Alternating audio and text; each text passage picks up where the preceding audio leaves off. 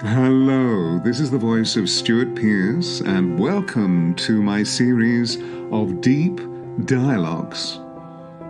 These are vital conversations I engage in with global soul stewards from all over the planet, providing us with vital understandings about how we can create a new hierarchy of values to help us evolve into a brave new world. I hope you enjoy, and thanks for listening. Namaste, namaste, namaste. Namaste to Barry, and namaste to all of you wonderful people tuning in. We have a few people here at the moment. Lois, I see. Somebody called Stuart. I don't know who he is. And Stacy. So I'm sure we'll have lots of other people coming in. Ladies and gentlemen, we have before us the most amazing musician. This gentleman, firstly, he's an amazing human being who is a musician. And I just want to share with you the wonders of what Barry has been up to over the last considerable amount of time. So, formally introducing you, thank you so much for being here, Barry. My pleasure. Thanks for having me. So, ladies and gentlemen, Barry's musical experience spans many styles and genres, from co-producing the Grammy Award-winning track 69 Freedom Special with Les Paul for the Best Rock Instrumental in 2005, to providing ambient music for Shirley MacLaine. In addition, he has composed and produced music for television, film, major record labels, and for top 10 recording artists. Forgive me, I falter because I hear a sort of sound overlay. Barry's music is used in hospitals, hospices, cancer centers, and in medical practices. In addition, Barry has worked with the father of biohacking, Dave Asprey, and reached the Billboard top 10 New Age albums with New York Times bestselling authors Dr. Joe Dispenza, Dr. Daniel Amen, Neale Donald Walsch, and Anita Moorjani, just to mention a few. And of course, Barry is also responsible for the best-selling book, The Secret Language of the Heart, which has become a go-to manual for using music beyond entertainment. And it provides over 50 groundbreaking studies that assist the reader into using music to improve their own health and the quality of their life. We'll make sure that you have Barry's website address on the screen towards the latter part of our conversation. So this is who we have sitting before us, Mr. Barry Goldstein. It's wonderful to have you here.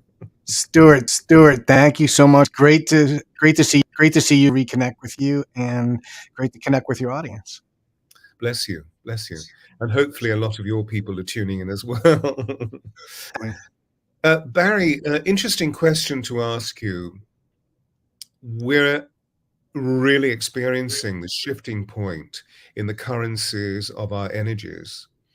And particularly at this time, the Schumann resonance frequency is almost going beyond the Richter scale. In other words, we're beginning to spin much faster. And it seems as a result of that, that the frequency of our communication process, the frequency of the way that we tune into the vital substance of our being is changing. Have you noticed this change? Yeah, I mean, it's hard not to notice. Everything is so fast paced, and there's so much attention around technology. And I think technology into our thinking mind, and whereas our heart, really allows us to move into our knowing without our intuition. So I think it's a matter of bringing our awareness to the fact that we are the technology that we need to return.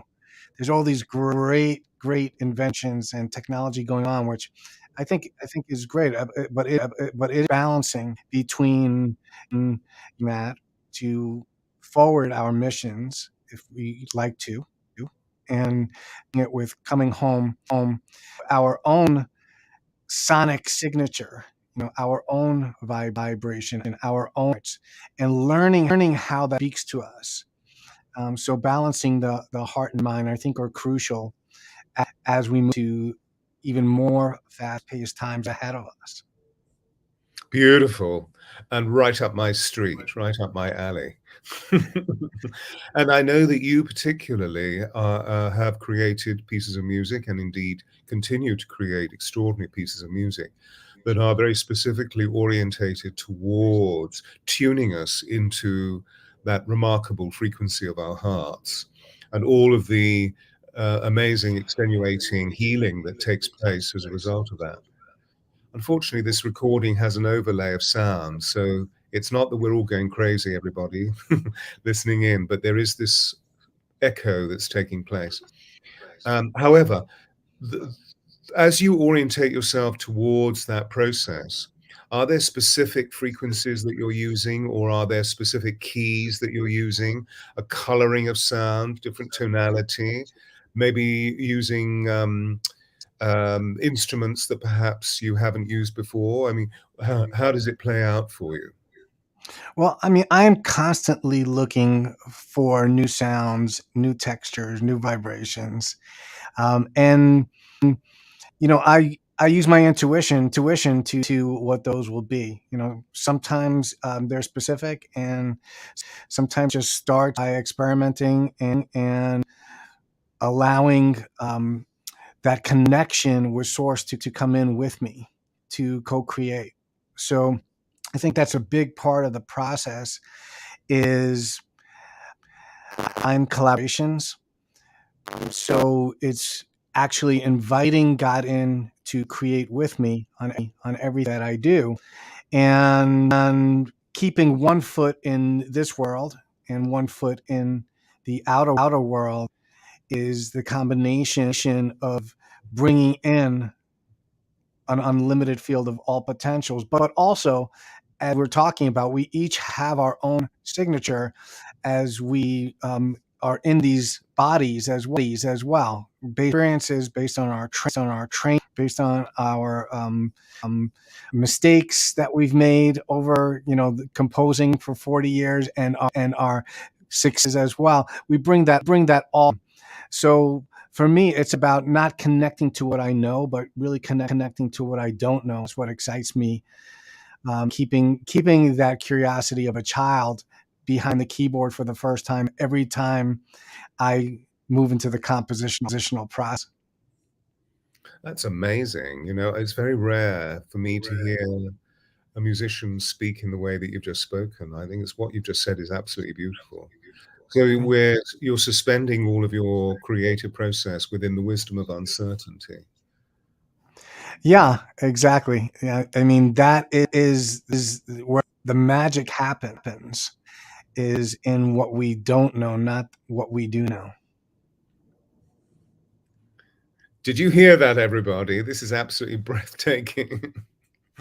This is really amazing. So when you sit down for those moments of inspiration, you sit down either because there is a quest, meaning you receive a commission from one of your collaborators, one of your co-creators, or you sit down because you feel that there are currents moving through you. There are perhaps frequencies or pitches, or you hear the phrase of something that you potentially want to create. When you sit down and do you prepare yourself meditatively? Well, I prepare myself every time, every time into this room, whether it's going into meditation or setting intention, very an important part of it, and also making sure that intention and emotion are aligned together. So, very often we set an intention. I could create an intent. I want to create a song that moves the listener to a place of love or joy or whatever it may be. But if I went to the room and my emotion is in frustration or in anger or resentment, or anything else but that, and those two are not going to be aligned. So it's not enough to set the intention. It's all about becoming the emotion of what you ultimately seeking or creating. So I need to become the energy of that love in order for it to align and for it to harmonically align as well and create harmony together as well in the composition process. And if there's not an alignment there, I believe that is delayed in the recording process. As we know, music and frequency are a carrier of information. So just as I'm sure that you can take 10 different vocal takes saying back same words. So the nation is the same, but there might only be two or three of those that move the listener. And it could be based on and it could be based on a little crack in your voice where the listener heard your emotion, and all of a sudden they goosebumps on the back of the neck. So that's where the emotion and the intention and that's the crossroads of that is where we are able to utilize music as the carrier of that emotion. I think that's how it ripples out. Ultimately, the listener finds the music or finds the composition that is meant for them to hear.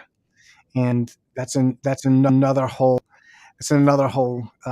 question and conversation as well, because each of the compositions that you listen to is a life's work. It's a creation. It started from nothing, and that's really what it's about. Each one of the compositions finding a home in the creative process.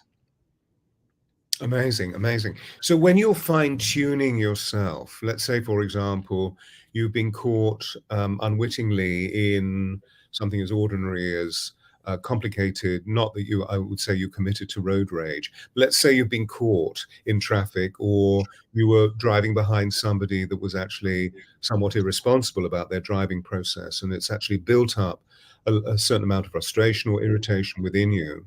But you also have a particular quest when you get back to the studio that you want to engage in, where you need to be altering the whole of your currency into a more heartfelt, creative position. So you move away from the cerebral nature or the egoic nature into the eternality of your soul through your heart. Do you use certain frequencies to help you change? Or is Well, it sorry, go ahead, Or is finish it. it through intention? Or, I mean, I know you were talking about intentionality and letting go and moving more into heart resonance, so you're moving more into an emotional space. I'm just wondering if there are specific techniques that you use that may be useful for some of the people that are tuning in to our conversation. Yes, absolutely. So I talk about this in my book. It's a process that I created called the breathing process. So ultimately, each one of us have our own unique vibration that we that we to in our physical bodies, and ultimately that lives in the heart. So no matter what's going on today, I think of the conversation with our heart as a coming home to ourselves. No matter what's going on in your day, whether it's being stuck in traffic or something that happens at the office, just allowing yourself and connecting, I call your inner symphony. So your heartbeat, your breath, your sigh are your vehicle back to conducting this symphony on your own. So ultimately, when something goes out of balance, it's because you to somebody else's rhythm, somebody else's discordance. So if you think of our heart as a metronome, that's the timing of all of our body. It's coming back into rhythm with yourself when you're experiencing that. So I go through, and I'm more than happy to do a little bit of it with you. It's a 3 breath process. And of course, it starts with awareness. So as soon as you place your hands on your heart, Should we all do this? yeah, let's do this together. So if you're watching and it feels for you, place your hands on your heart. So as soon as we place our hand on our heart, it creates something sacred. Imagine if someone asked, "Can I place my hands on your heart?" You might say, well, I don't know you well enough. This is a sacred place. Or if it's someone who you feel comfortable with, you're going to allow them to do that. And with yourself, it's as well giving yourself permission to create a sacred ritual. And that's what touching your heart is, because it's basically an activation as soon as you do that awareness. As soon as I do that, I naturally want to close my eyes. So you can do that as well with me. Just close and allow to feel the energy and the frequency of your own heart. And you might like a gentle pulsing. You might feel an energy there. And then just give yourself a big breath in through your heart and release stress you're holding physical body out.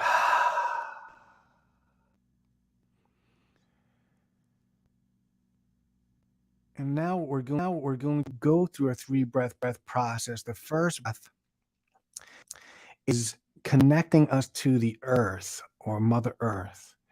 And it's bringing a breath into the bottom of your feet and up to your heart. And before we do that together, when we bring that breath in, we're bringing in the energy of being nurtured, being supported in steps that you moving forward, being grounded and connected to the energy of the Divine Mother, the energy of being nurtured and loved. So bring a big breath in, feel it coming bottom of your feet, all through your lower body. Bring it up to the heart, and release it with a powerful sigh out. So the sigh is a powerful sound. It's a soul sound.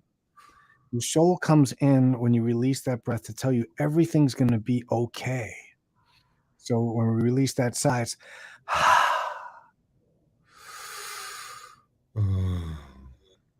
good. And then the next breath is going to connect us to the heavens. And before we take that breath in, bring the awareness in that you're connecting with something beyond yourself.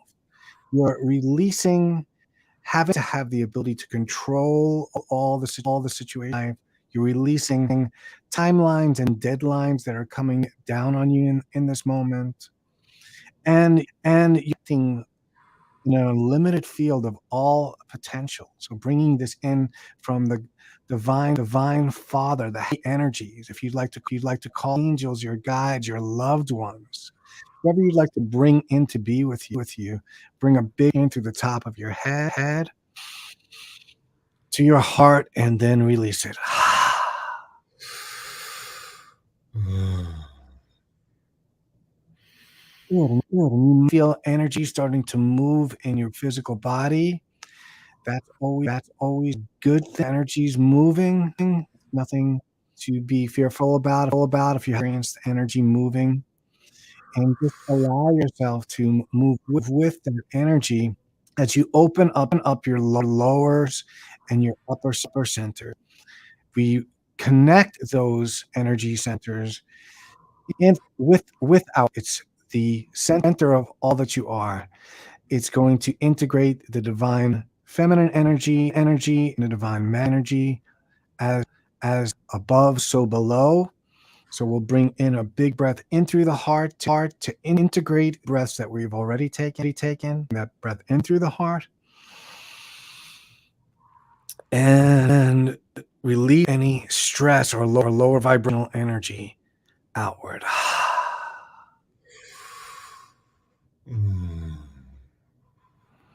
And again, just bring your awareness to your heart now. Allowing your feel your own unique vibration. This is home. This is your center. This is your heart rate, the vibration of you. And just know that you can come back to this at any time in your day. Do this process and reconnect, resynchronize your rhythm and move back to alignment with all this. So one more in through the heart, and a slow sigh out. And just coming back a bit more into the physical body.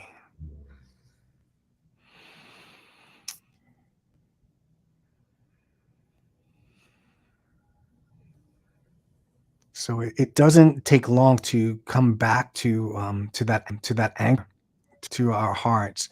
It's this process to do before you move into a creative process, or if you're having an experience in your day and you feel like you're connecting from this energy.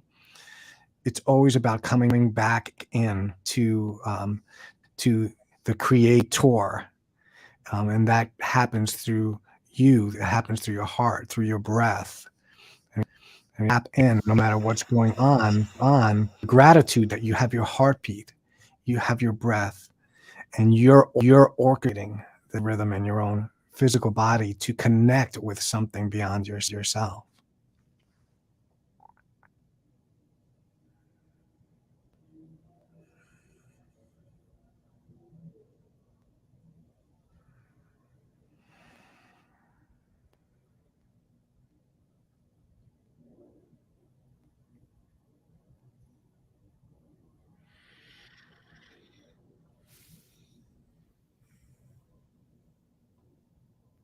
That was beautiful.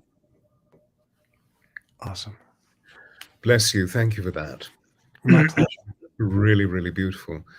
So there we have, you see, everybody, this really interesting reminder of what is most crucial within our entire physical, emotional, mental, and spiritual process. And if we're not in flow, we're not actually in this heart space. We move out of flow, and therefore we move into dissonance and disharmony. Yeah, I mean, for those people who are slightly concerned about the sound, there is an overlay of sound which we've tried to fix. We just have to tolerate it. So stay within your hearts.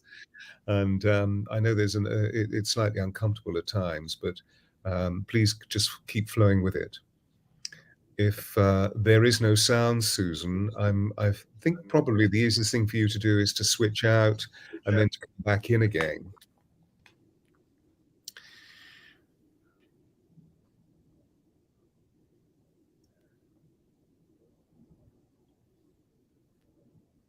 So all there is the silence. All there is the stillness. The meeting point between the creator and the creator, out of which all sound pours.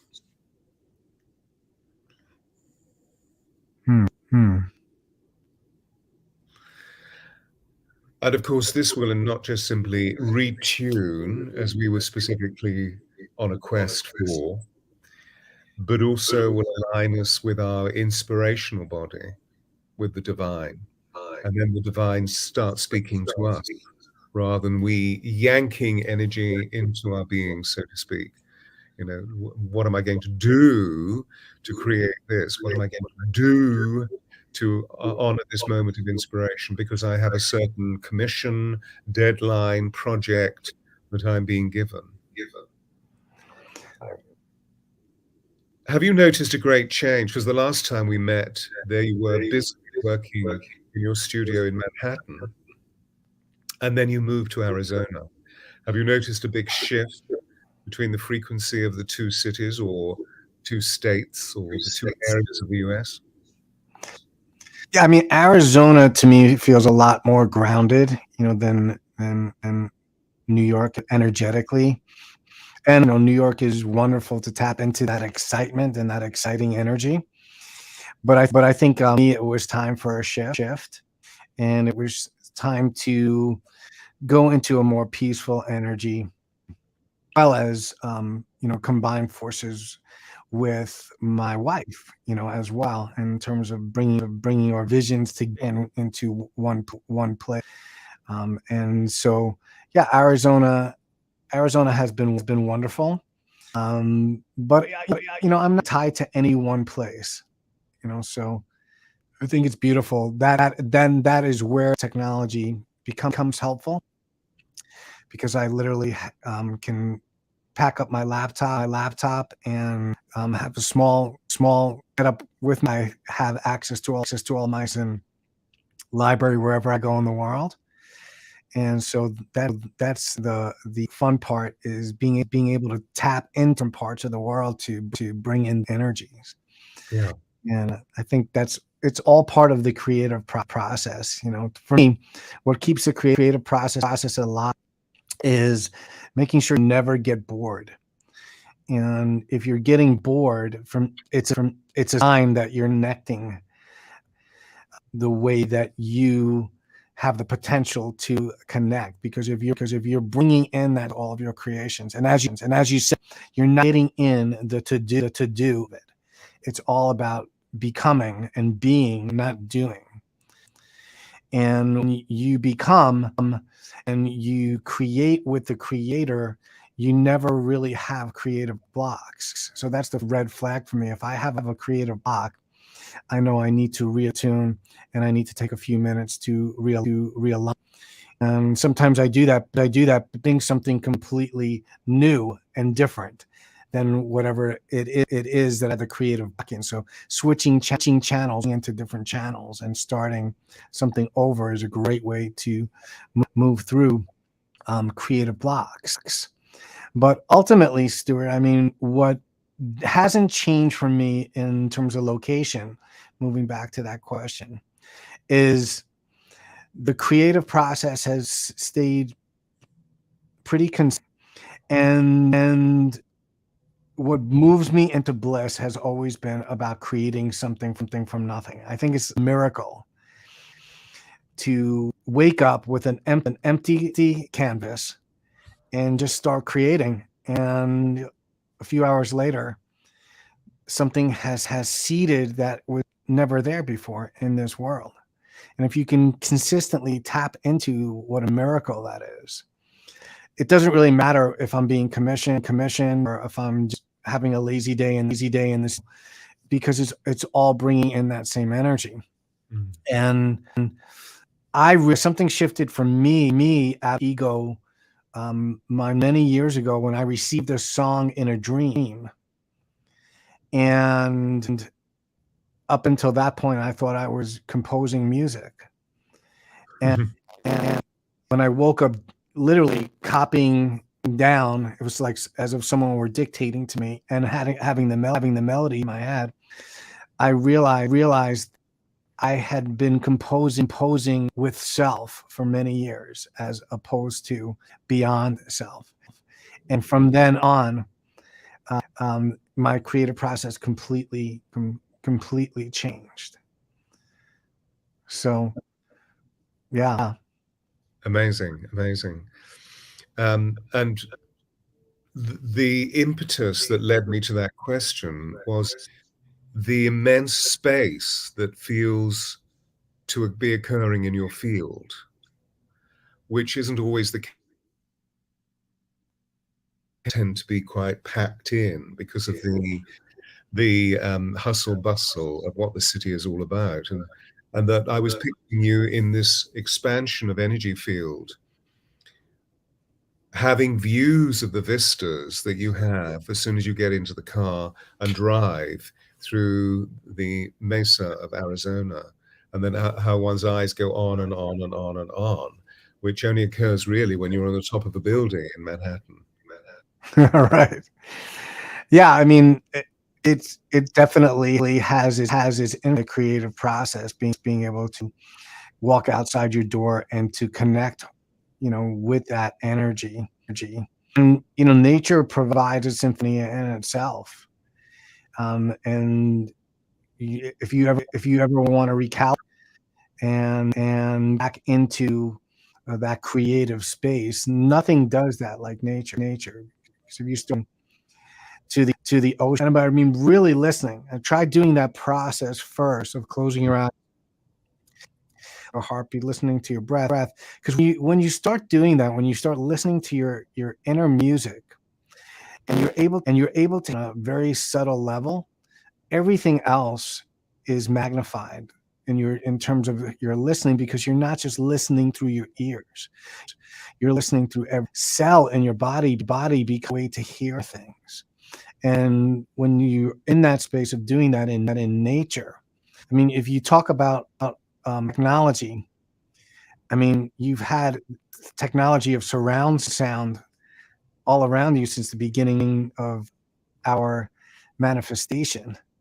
Surround sound has, we've been the ones that had a hard time replicating that in the recording process. But go to the ocean and listen to the ocean. That is the true aspect of surround sound. You have your left, right, your back, your all dimensions are covered. So again, coming back to technology is really coming back to the energy of what's in us, nature. And I think that, there's going to be a longing for that.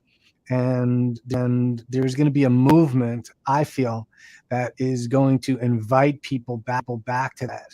And I don't think it's too far, because with all of this new technology, it's going to create a lot of pressure, of anxiety, a lot of stress, a lot of moving forward in some magnificent ways. Absolutely.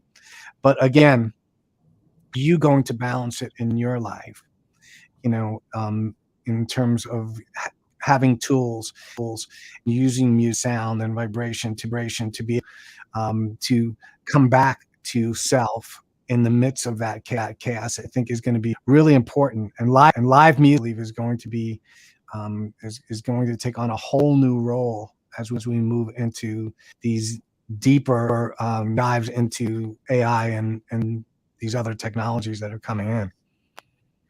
I love your prophecy. This is right up my alley. I love your prophecy, because there is such a leaning into the development of the velocity of artificial intelligence at the moment. And it concerns me very greatly, because I already see the impact that it's having on many people's bodies, and how the pixelation of one's consciousness is taking place, particularly in the field of the woke culture and the over-opinionation of people's mentality, rather than coming into the inclusive mechanisms of empathic connection. Wow. Are there particular pieces of music that you feel are bubbling through you at this moment, flowing through you at this moment, which also fulfill that particular quest of bringing people back to the unknowing?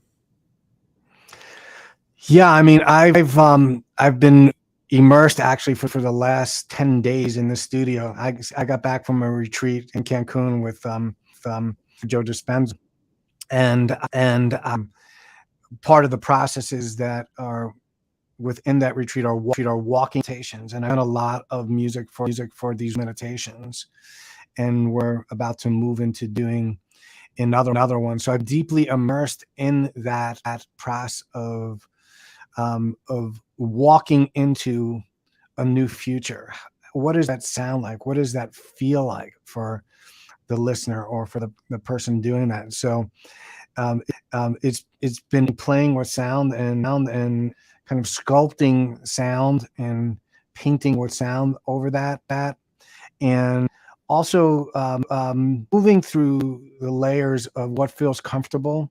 Again, coming kind of back to that again, and what feels like it wants to come through. Said, because even as musicians and artists, we have our go-tos, and it's easy to fall into specific patterns with that.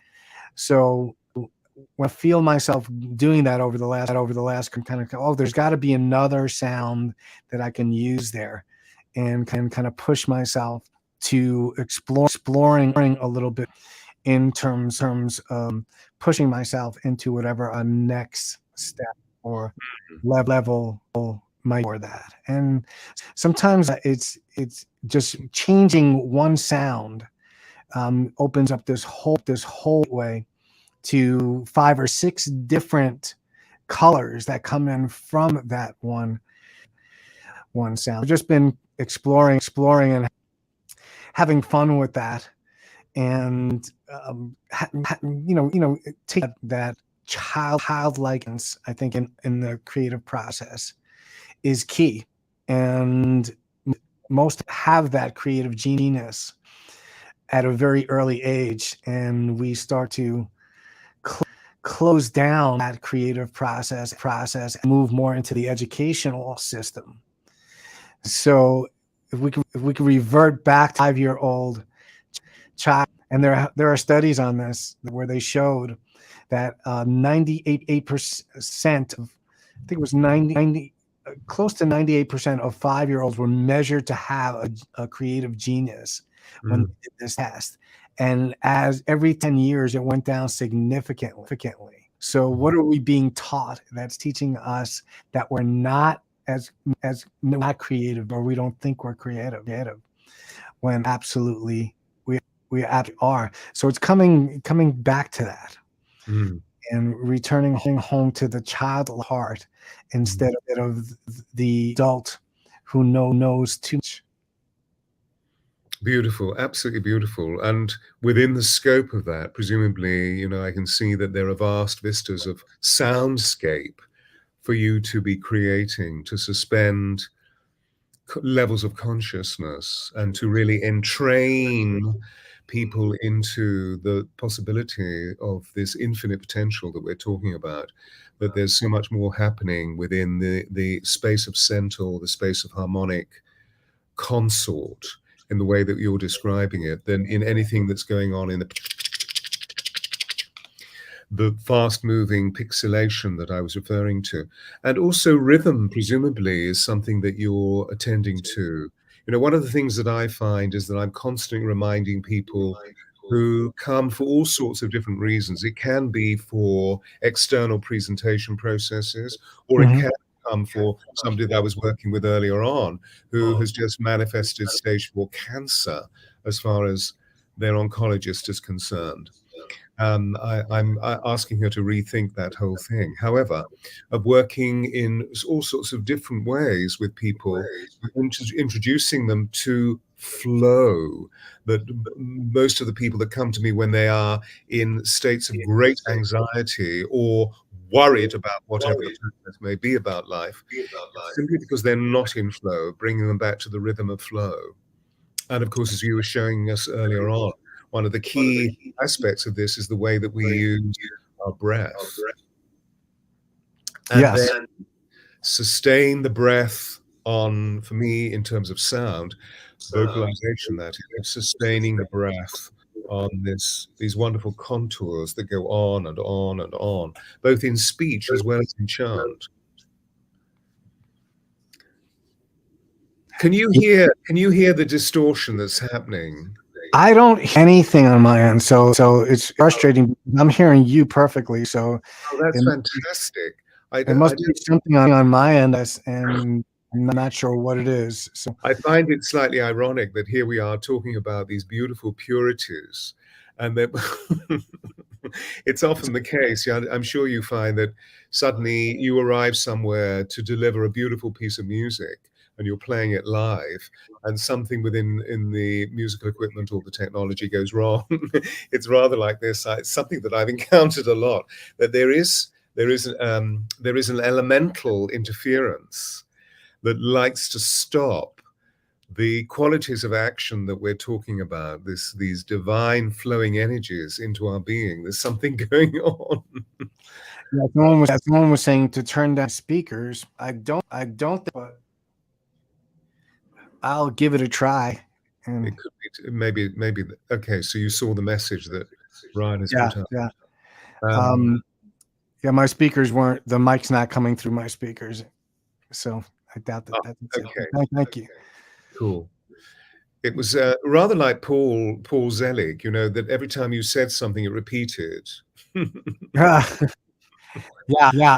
I'm tempted to reboot, but we're so far along, Yeah. I'm hearing you in purity. So beautiful. Okay, because I'm also hearing, as though I'm on a long distance call, I hear myself speak, and then I hear myself speaking again. So, which is why I'm been slightly perfunctory about the way that I'm using my energy. I'm trying to deal with that as well as come back into the purity of what we're sharing. So Barry, bearing in mind some of these beautiful identifications that you've given us, what about taking us into an example or an experience, I should say, of becoming through your sound? Can do that. I'm hoping that the sound on the keyboard is going to be better than whatever we're experiencing. But maybe maybe you mute your mic on your end.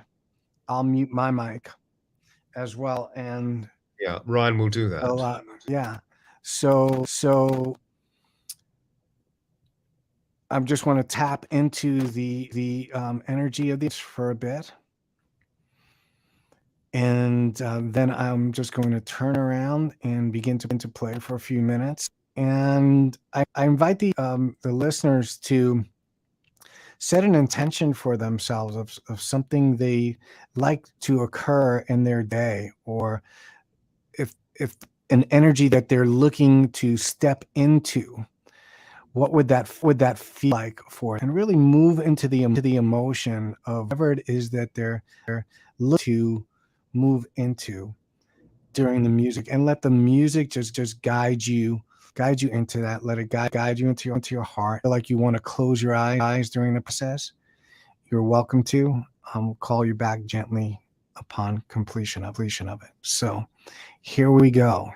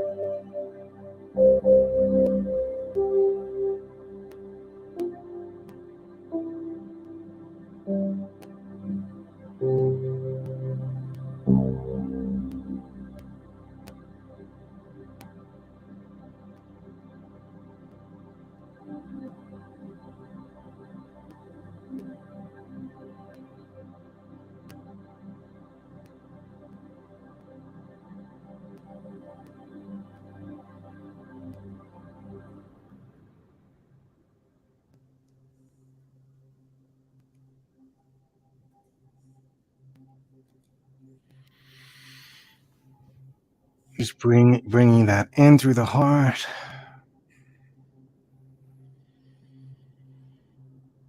Just big. Mm. Mm, mm, mm, mm, mm, mm.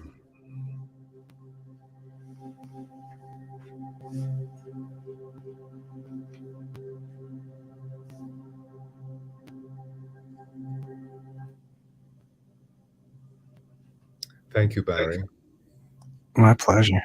That was amazing, amazing. I wondered at this point if there were any questions for Barry, or indeed any observations about, well, if you were to synthesize all of that experience into one word or two words, where were you? What was happening? So Elisa is saying that she felt her heart chakra open to such an extent that there was an invitation for acceptance, ease, and grace. Beautiful.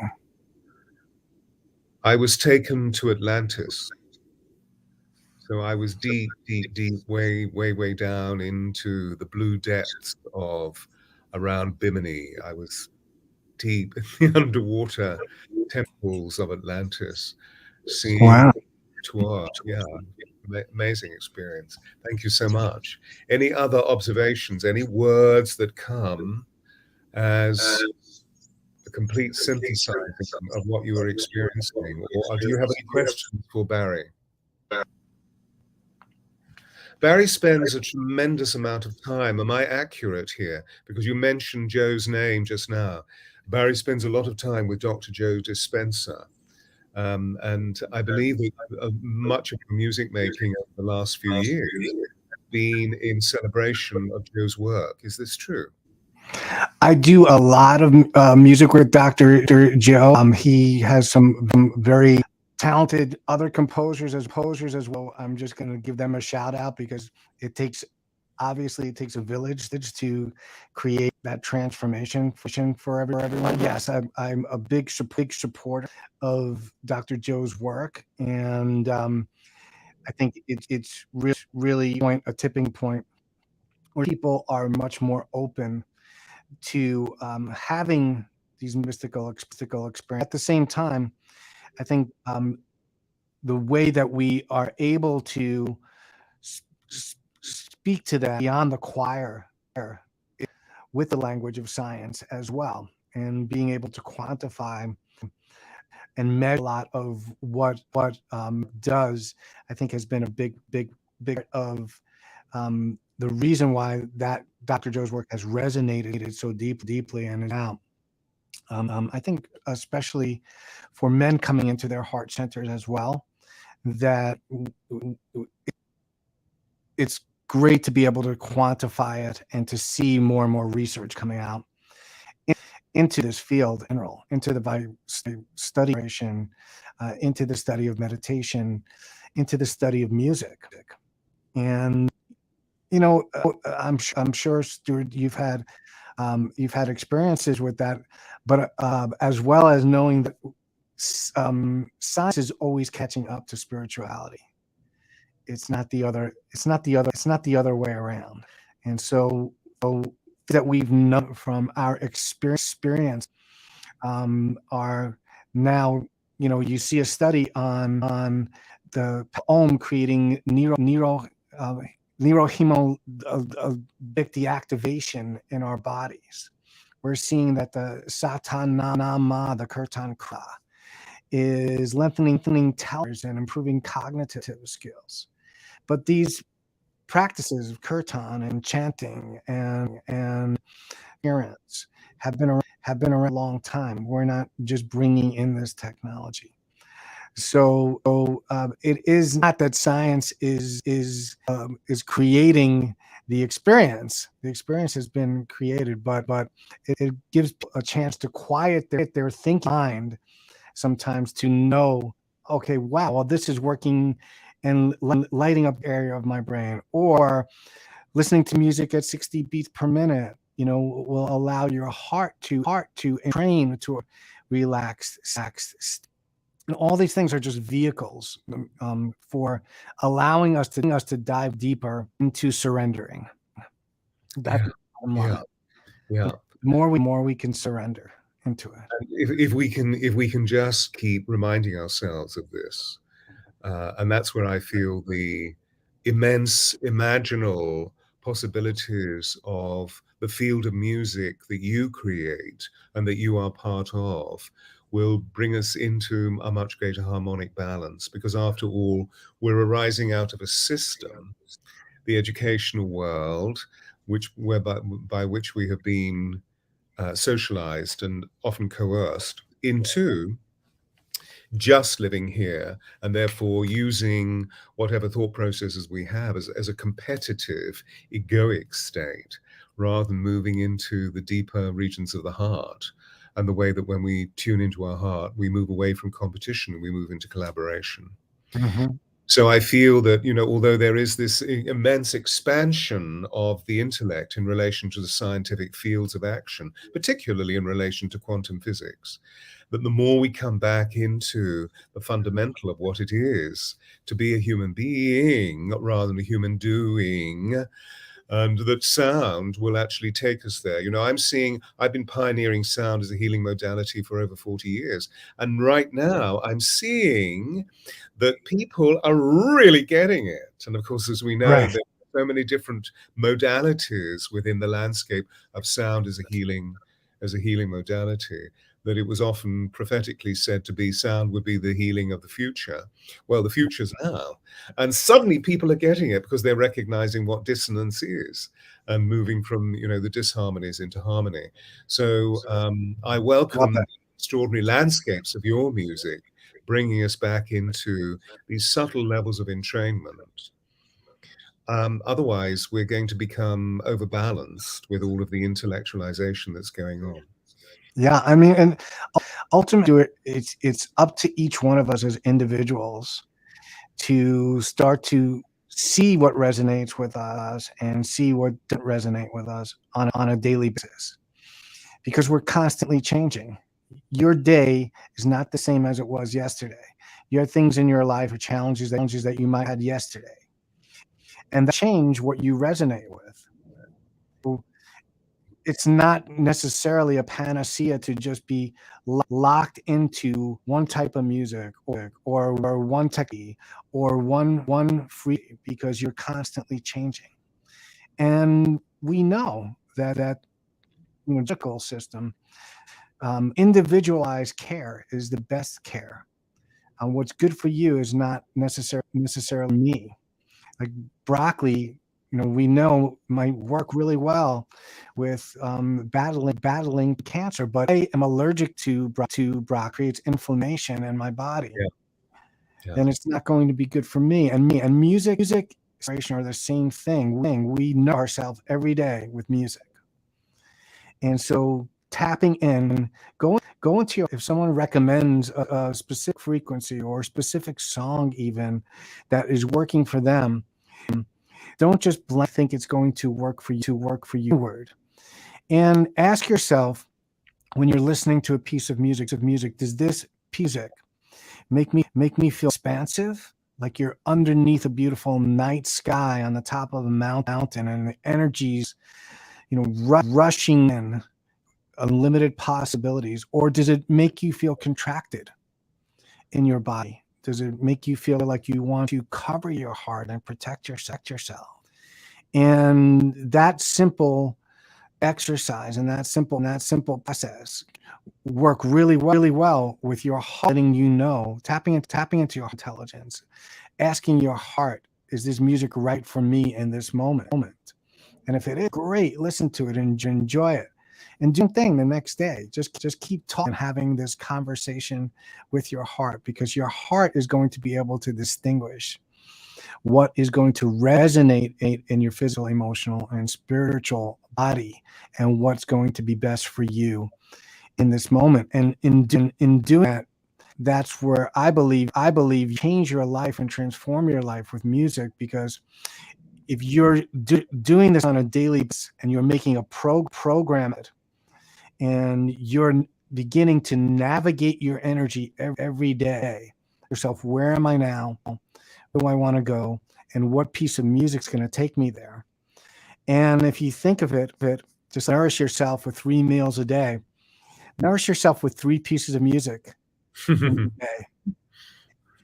And with that, and 30 days, and see how your life transforms. If you're navigating that, you're becoming the DJ of your own life ultimately. Within doing that, to see what resonates and what nourishes you, you're creating your own musical nourishment, and you'll see a lot of transformation.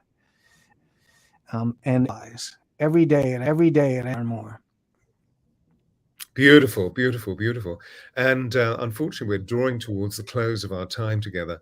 But how do we find you? Perhaps we can actually have the website up on the screen, please, Ryan, where Barry can be found, and which is pretty simple, of course, because it is his name. Are there any particular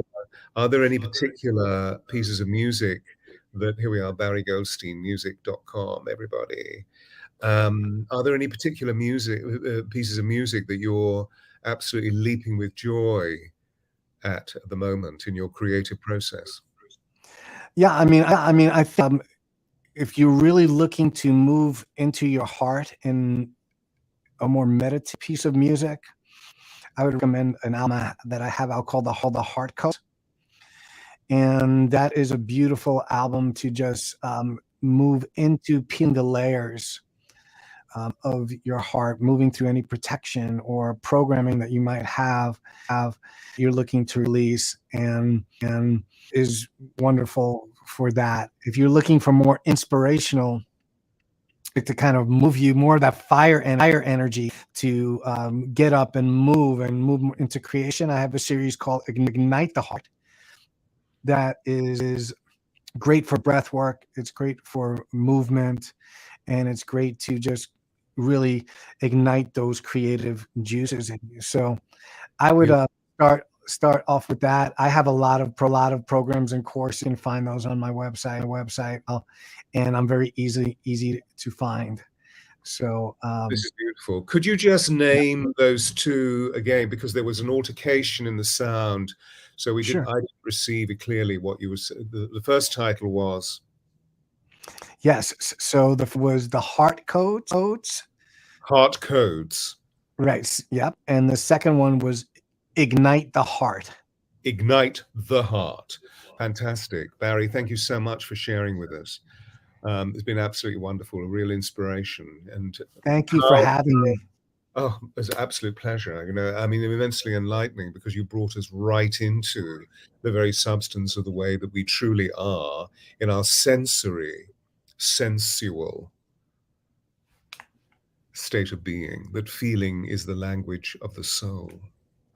Thank you for your patience, and for our audience's patience today as well. And thanks Stuart for the work that you're doing, the awareness thing, and the profound eloquence that you bring into everything that you do. I really rate that. Bless you. Thank you. And ladies and gentlemen, to you all, thank you for tuning in. And I'm sure you'll all be rushing afterwards to find out more about Barry's music and downloading. And I'm sure his music is not just through his website, but also on all the other media platforms such as Spotify and Apple and so forth and so forth. Please tune in again this time next week, where we will have a gentleman from the island of Maui who will be talking about kahuna and all of the extraordinary essence of his own particular work, who's a client of mine that I've only just reconnected with after many years, and his whole life has transformed as a result of what we were doing 25, 30 years ago. So namaste to Barry and to all of you. Thanks for tuning in, and see you again. Thank you, Ryan. Please stay where you are, Barry.